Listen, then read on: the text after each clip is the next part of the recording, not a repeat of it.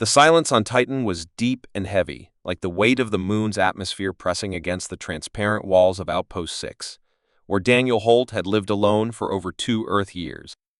He had grown used to the silence, to the lonely hum of machines, to the whisper of methane winds sweeping across the icy surface. Titan was no place for visitors. The frozen moon, a place of endless orange skies and cold storms, wasn't on anyone's tourist map. Daniel had chosen it for that very reason. He wanted distance from Earth, from people, from a past he didn't talk about. Every day was the same. Wake up, check oxygen levels, recalibrate weather sensors, log atmospheric data, and go to sleep under the rust-colored glow of Saturn's rings. That routine had never broken until the knock came. It was faint, barely a tap, but clear. A knock on the dome. At first, Daniel froze. No one should be here. There were no other registered outposts in a 3,000-kilometer radius. He thought it might be a glitch or a stray piece of ice blown into the dome by high-pressure wind. But the knock came again. Deliberate. Rhythmic. Human-like. Heart-thumping, he grabbed his suit and moved toward the airlock, glancing at the exterior cameras. At first, the view was foggy, distorted by mist and static, but then he saw her. A figure. Humanoid. Tall, wrapped in some kind of armored suit that looked damaged, scratched, and partially melted. In her arms was a small form, motionless, curled tight. His first thought was alien Vayari, maybe, one of the known galactic races, but what was she doing here? The war between her people had ended months ago. Or so the last transmissions claimed. Against his better judgment, Daniel opened the outer airlock and guided her inside, sealing it fast as methane frost began to crystallize on the inner walls. She collapsed the moment the pressure equalized. Without a word, he caught her, feeling how light she was despite her height. Her skin, now visible under a cracked helmet, was pale violet, with a faint glow around her cheekbones and silver eyes half closed in pain. The child in her arms was still breathing, but barely. She looked up at him, coughed once, and whispered in perfect, if strangely accented English, "Please, I need help. I need a mate. My children must live." Daniel stood stunned. It was the kind of sentence that didn't make sense, not here, not now. But the look in her eyes was real. She wasn't trying to manipulate him. She was desperate, exhausted, hunted. He carried them both to the med pod and began emergency scans. The results made no sense at first. The child's vitals were weak but stable. The woman, Karena, as she would later tell him, was injured, but not critically. What stood out was the biosignature. She wasn't just any Vayari. She belonged to a genetic line believed to be nearly extinct. The war hadn't just been political, it had been biological. The males of her kind had been wiped out by targeted plagues, and she had been fleeing with her last child across systems when her escape pod malfunctioned and crash-landed near his outpost. She had wandered the methane flats for 2 days before finding him. "Why me?" he asked, when she woke fully and sat on the edge of the cot. Her voice was low, tired. "Because humans are immune to the bioweapons they used. Our DNA is too different. They couldn't destroy your kind, so they ignored you. But now, you may be the only hope for mine." Daniel tried to laugh it off, but the gravity of it pulled him down. He wasn't a hero. He wasn't even a soldier or a scientist in genetics. He was just a technician, someone who maintained machines and watched stars from afar. But Karena wasn't speaking to the hero in him. She was speaking to the human. She didn't want to be saved. She wanted someone to stand with her so her child could live, and perhaps others like it. "There must be other options," he said. "Your people, Earth, the Council, someone." Karena shook her head. "They won't come for me." The Council signed peace and turned away. "Earth is far, and I am alone." Her voice broke slightly on that last word, and Daniel felt something stir in him, a feeling he hadn't allowed in a long time. Not quite pity, not quite hope, but something deeper, like the knowledge that everything was about to change. The alarms buzzed on the far wall, a proximity alert. Something was moving out on the flats. More ships. Maybe scavengers. Maybe hunters. Maybe worse. Titan's silence was over.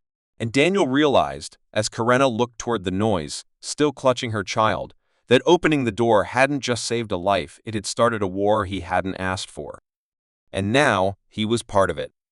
Daniel didn't sleep that night, not because of fear, but because his mind wouldn't stop racing. The woman, Karenna, rested quietly now, her child safely inside the warmer chamber of the medpod, but the words she had spoken echoed in his head like a whisper through the dome's thin air, "They will come." Outside, the proximity alert still flashed red, and though the camera feeds showed nothing but swirling orange mist and jagged plains of ice, Daniel knew better than to ignore her warning.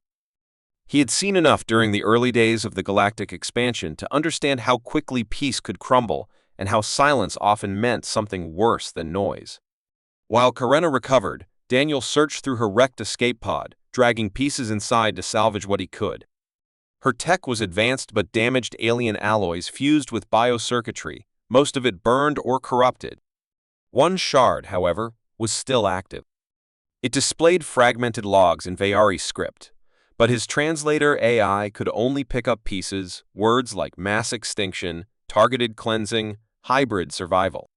The truth became clearer with every decrypted line. Karenna hadn't come to Titan by accident. She had guided her broken ship here because of him. She knew a human was stationed on this outpost, knew that humans were genetically resistant to the bioweapons wiping out her kind. Her arrival wasn't a coincidence, it was a last hope, a final gamble made by a dying people. When she woke again, she didn't plead. She didn't beg. Instead, she sat calmly, her hands resting in her lap, her eyes watching him with a mix of exhaustion and quiet strength. "I will not force you," she said, her voice soft but steady. "But I must ask. Not only for me or my child, for those not yet born, for the future of my kind." Daniel stared at her, unsure of how to respond. Part of him wanted to say no, to call Earth Command and demand extraction. But another part, the same part that had answered the knock, refused to walk away. He had no illusions. This wasn't about love or romance or fantasy. This was about survival. And not just for her species. If someone out there was powerful enough to destroy a whole civilization with engineered diseases, what was to stop them from targeting others next? What was to stop them from eventually looking toward Earth? "If I help you," he said finally, "it won't be as a donor. I won't be some tool for survival. If we do this, it's a partnership. We protect each other. We stand together. No secrets." Karenna bowed her head slightly, a gesture of deep respect in her culture. "Agreed," she said. "Then we'll make a pact," Daniel said, and reached out his hand, not just as a gesture of agreement, but as a beginning. Her fingers met his, and something strange passed between them. Not power, not magic, but a shared weight, the feeling of standing on the edge of something much larger than themselves. The next few days were spent building and planning. Daniel reinforced the dome shield barriers and activated his old drone network. Most of the drones had been decommissioned, but he managed to repair 2, enough for surveillance and limited defense. Karenna modified the outpost signal array to cloak their presence from long-range scans, though she warned him it would not last forever. Her people's enemies had technology designed to sniff out even the faintest signs of hybrid life, and her child, now stabilized, was showing those signs more and more with each passing day. The baby's vitals fluctuated in patterns that didn't match either human or Vayari norms. This child was different, stronger, evolving, and that made him a target. One evening, as Saturn's pale rings cast a faint light through the dome, Karenna showed Daniel something from her damaged ship, a tiny crystal cube, glowing with a pulse like a heartbeat. "This holds the genetic memory of my people," she explained. "Our history, our science, our songs, and our pain. If I die, this must survive." Daniel took the cube and placed it in a secured vault below the habitat core. He didn't know what future they were heading toward, but he understood now that they weren't just hiding, they were preserving a civilization. That night, While running a systems check, Daniel's radar picked up movement again. This time, clearer. A ship, small and fast, slipping just above the atmosphere. He didn't alert Karena immediately. He needed to be sure. But as the ship passed over the outpost without responding to any hails, he knew it wasn't friendly. Someone was looking for her. And they were getting closer. He watched it disappear into the clouds, then sat alone in the control chair, staring at the radar screen. The weight of a pact they had made settled deep in his chest. This wasn't a rescue mission anymore. It was a stand. A line drawn in the ice. Karena joined him quietly, placing a hand on his shoulder. "They will return," she said. "Then we'll be ready," Daniel answered. And together, in the silence of the icy moon, they prepared for a future where they would no longer run. The sky above Titan had changed, though to most it still looked like a hazy curtain of orange mist and drifting shadows. But Daniel knew better. He had been watching the monitors for days now, and the patterns were no longer random. Something was circling the moon, just beyond clear range, and though the vessel never responded to transmissions or broadcast any ID codes, its silence spoke louder than words. Whoever it was, they weren't lost or friendly. They were waiting. Karena sensed it too. Her movements became sharper, more alert, and she began training in the dome's open space.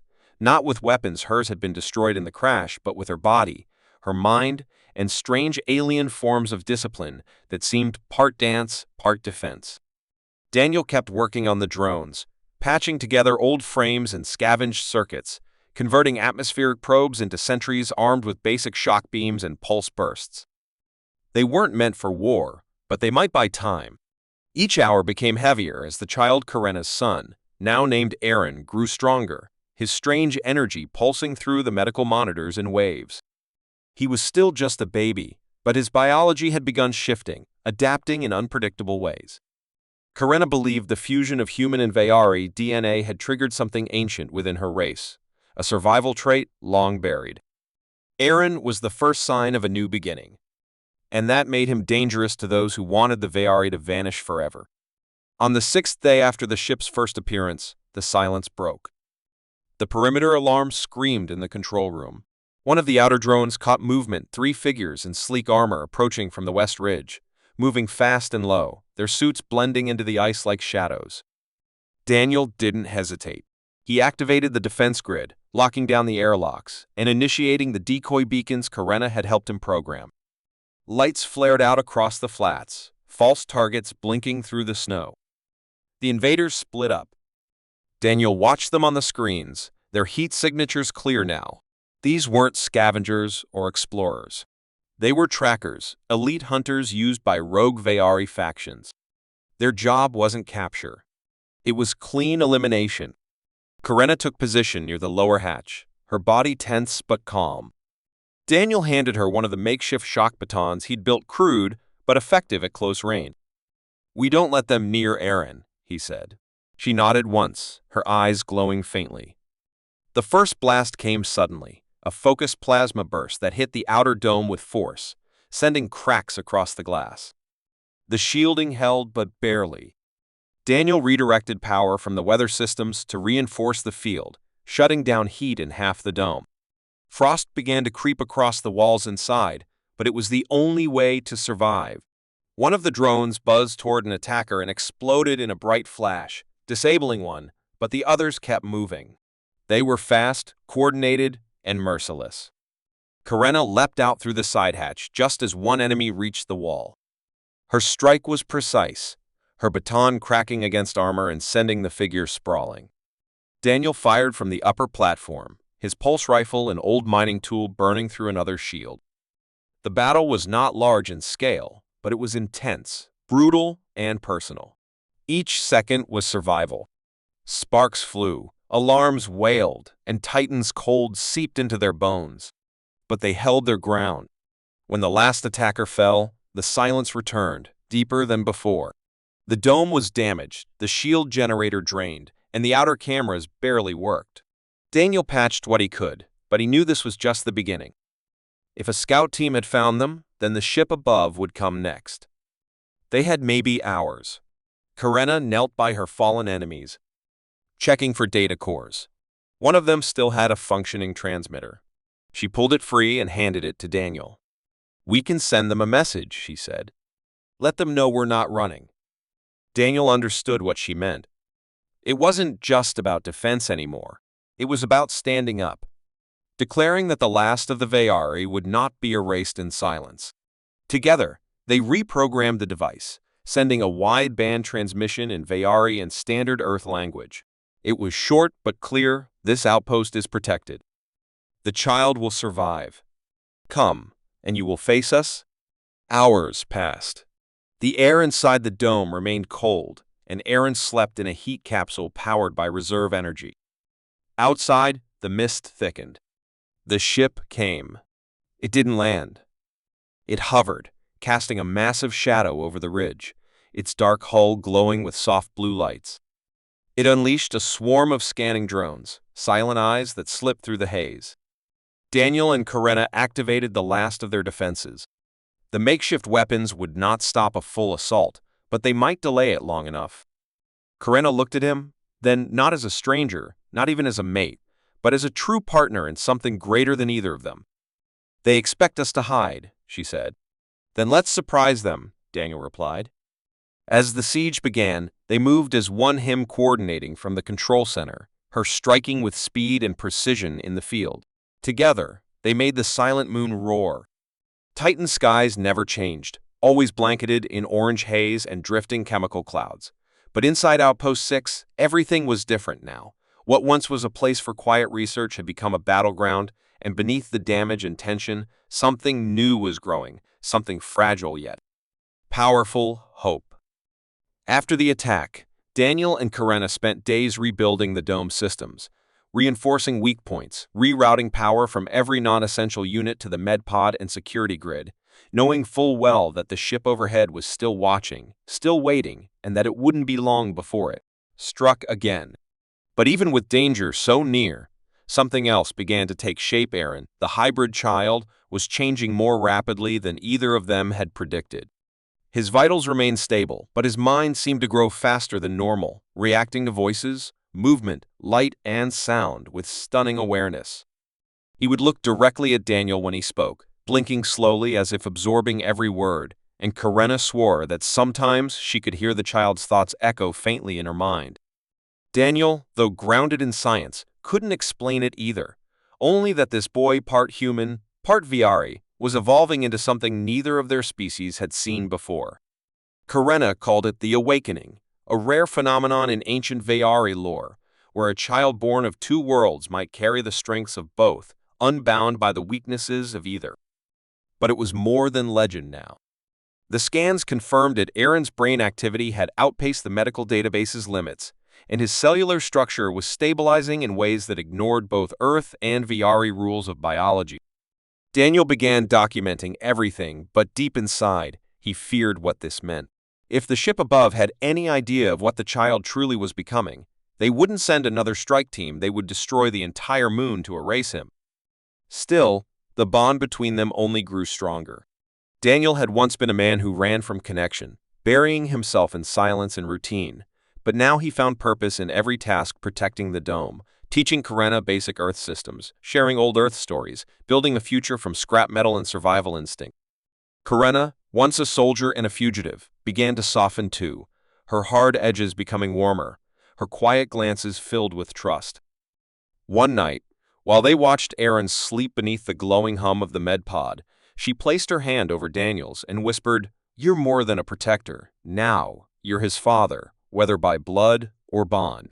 The words settled deep inside him, not with fear, but with quiet acceptance. The war outside still loomed, but inside, a family had formed not by tradition, but by shared pain, shared survival, and a future they refused to surrender. And then came the signal. It burst through their comm system, encrypted in Vayari code, repeating on a loop. Karena translated it with a grim face. "Surrender the child. There will be no second warning." They had been found, not just by hunters, but by those who feared the future that Aaron represented. Daniel knew they couldn't survive another direct attack with what little they had left. Their only chance was to do what no one expected to go to them first.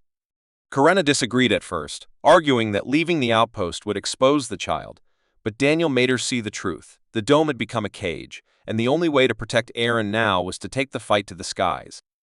Using the last of their salvageable tech, they rebuilt Karenna's shattered pod into something barely flight-worthy, a hybrid between alien design and human engineering. The ship was small, fast, and unpredictable. Daniel equipped it with cloaking signals and data bursts that mimicked asteroid noise, masking their escape.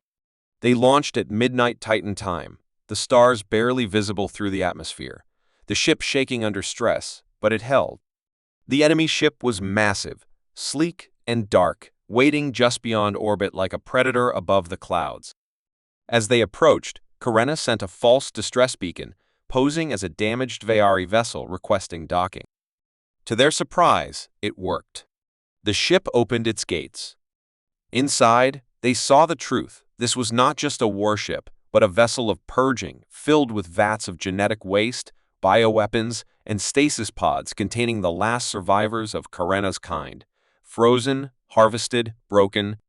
The enemy had been collecting her people, not just killing them, but dissecting them for control, for study, for power.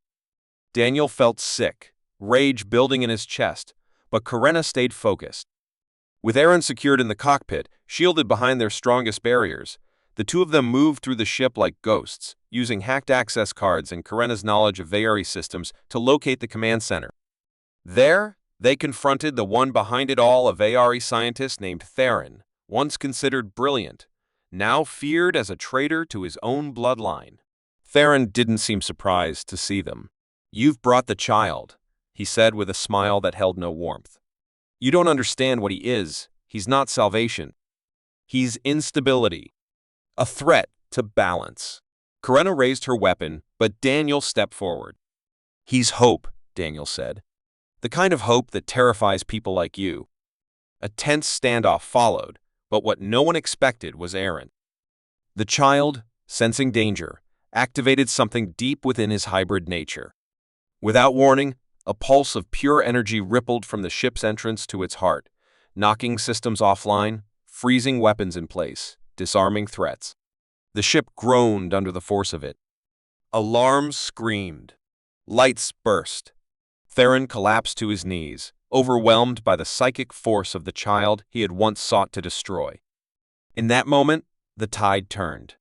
Daniel and Karenna seized control of the ship's systems, releasing the surviving Veari captives and broadcasting a message of warning and hope across nearby systems. The hybrids live. "We are not erased. The future is awake." The war was not over, but a new phase had begun, one that would not be fought in silence or shadows, but in the light of something new. On the return to Titan, Daniel held Aaron close, watching the stars blur past, and for the first time in years, he felt something stronger than fear. He felt pride. The stars above Titan had never looked clearer, and though its thick orange atmosphere still swallowed the sky in mist, something had shifted, not in the weather, but in the weight of the silence. Inside Outpost 6, the lights were on again, systems fully restored, and for the first time in many weeks, there was no alarm, no countdown, no pulse of danger in the air. The enemy ship had been reclaimed, its twisted purpose exposed, its captives released, and its master, Theron, now locked within a prison built by his own designs, unable to harm another living being. Daniel stood near the observation deck, looking out over the icy ridges as they glowed faintly under Saturn's light, his thoughts not on war, but on what came next.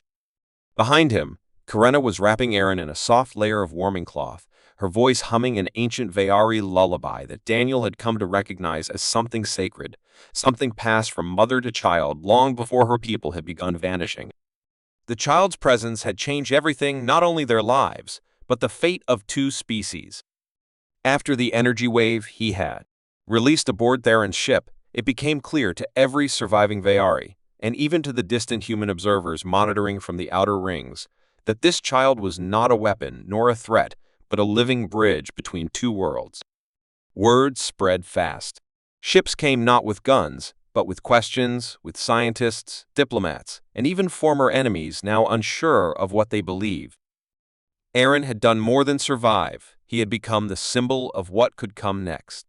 Daniel found himself standing before envoys from Earth and the last high elders of the Veari, speaking not as a soldier or scientist, but as a father.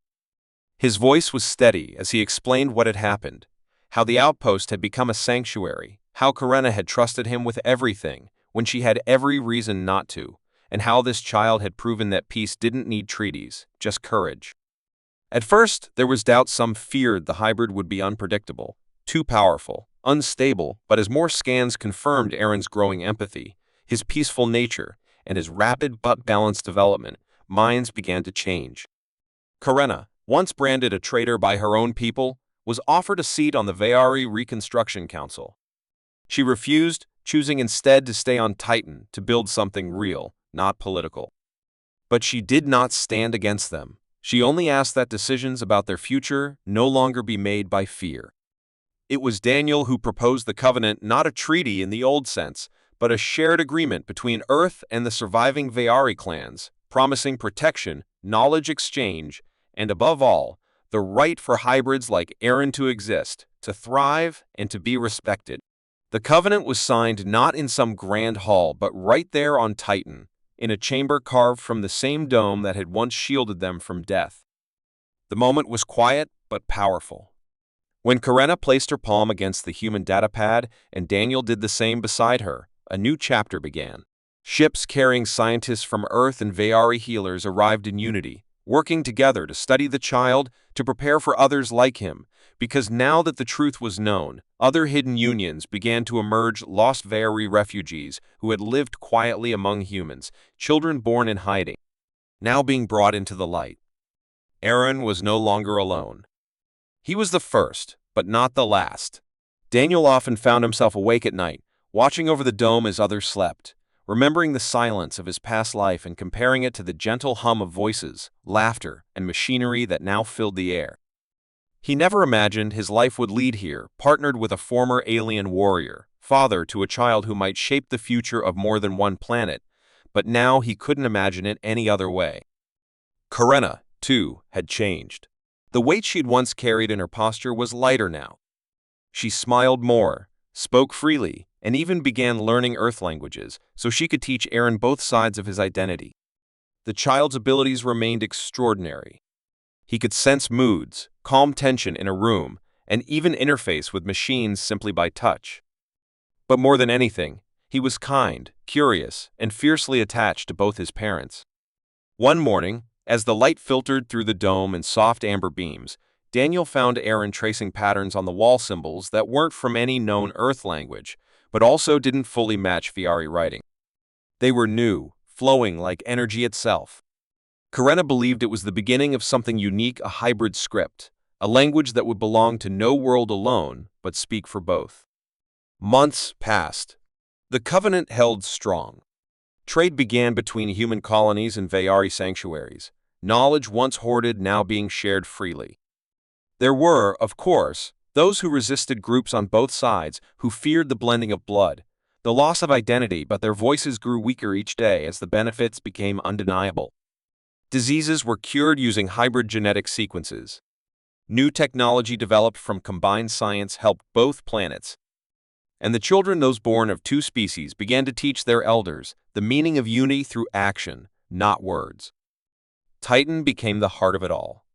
No longer just a research station, it was now a cultural bridge with classrooms, medical bays, and hybrid sanctuaries. Daniel was offered high titles and awards, but he refused them all. He stayed in the dome, raising his son, teaching others, and helping Karenna train the next generation of peacekeepers, warriors of mind, not weapons. And one quiet evening, as the storms rolled gently across the horizon and Saturn's rings shone in distant glory, Karenna stood beside him, watching Aaron play with a group of human and Veari children, laughing without a care in the world. "We made something new," she whispered. Daniel nodded. "Not just a child. A future."